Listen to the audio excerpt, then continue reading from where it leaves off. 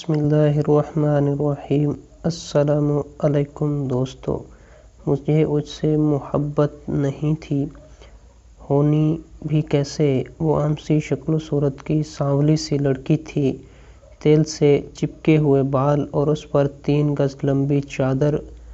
پڑھی لکھی ہونے کے باوجود شدید احساس کمتری کا شکار تھی، جبکہ میں اس کے مقابلے میں اچھا خاصا سمارٹ تھا۔ وہ تو اماں کے مجبور کرنے پر میں نے اس سے شادی کر لی کہ بیوہ بہن کی بیٹی ہے، کہاں غیروں میں خجل خوار ہوگی، لیکن محبت کبھی نہ کر سکا اس سے۔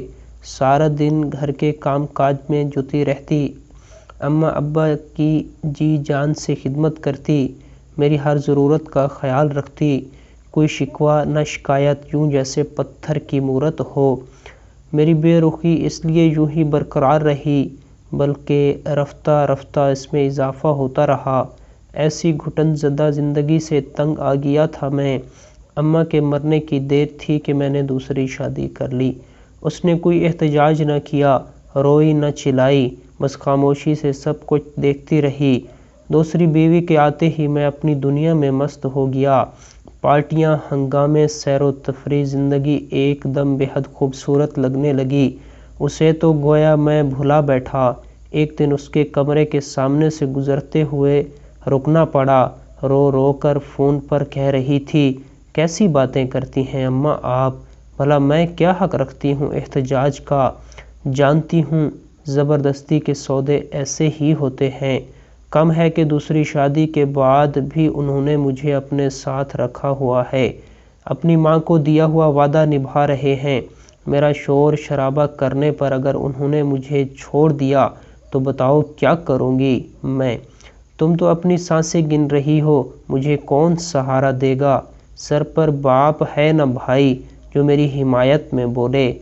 اور پھر مرد کی محبت کا کیا ہے، یہ تو نفل نماز جیسی ہو گئی تو ہو گئی، ورنہ کون سی فرض ہے کہ نہ ہونے سے گناہ ہوگا۔ وہ اپنی ہچکیوں پر قابو پانے کی ناکام کوشش کرتی رہی۔ میں گمسم کھڑا سب کچھ سنتا رہا۔ یقین نہیں آ رہا تھا کہ بظاہر چٹان کی طرح مضبوط نظر آنے والی لڑکی اندر سے کس قدر ٹوٹ چکی تھی۔ ریزہ ریزہ وجود کو سمیٹ کر کیسے اس نے خود کو سنبھال رکھا تھا۔ صرف بدصورتی کے جرم میں وہ یہ سزا بھگت رہی تھی۔ مری زندگی میرے گھر کی رکھوالی کرنے والی اپنے اندر کی گھٹن میں مر مر کر جی رہی تھی۔ اللہ کے بعد جسے اس کا سب سے بڑا سہارا ہونا چاہیے تھا، وہی اسے ٹھکراتا اور دھتکارتا رہا۔ جس پر اسے مان تھا اسی سے خوف زدہ تھی۔ بے آسرا ہو جانے کے ڈر سے اپنے وجود کے خول میں چھپی بیٹھی تھی۔ بے اختیار میرے قدم اٹھے اور میں اس کے سامنے چلا گیا۔ مجھے دیکھ کر ٹھٹکی اور بکھلا کر کھڑی ہو گئی، چہرہ خوف سے زرد پڑ گیا۔ میں نے اس کے دونوں ہاتھ تھام لیے اور دکھ سے بولا، جس پر مان ہوتا ہے ان کا بھرم رکھتے ہیں، مجھے معاف کر دو۔ حیرت اور بے یقینی سے اس نے میری طرف دیکھا۔ میں نے سر جھکا کر اپنی غلطیوں کا اعتراف کر لیا۔ بے تحاشا روتے ہوئے اس نے اپنا سر میرے شانے سے ٹکا دیا۔ امید ہے کہ آپ کو یہ کہانی اچھی لگی ہوگی۔ اس طرح کی مزید کہانیوں کے لیے چینل کو سبسکرائب کر دیں۔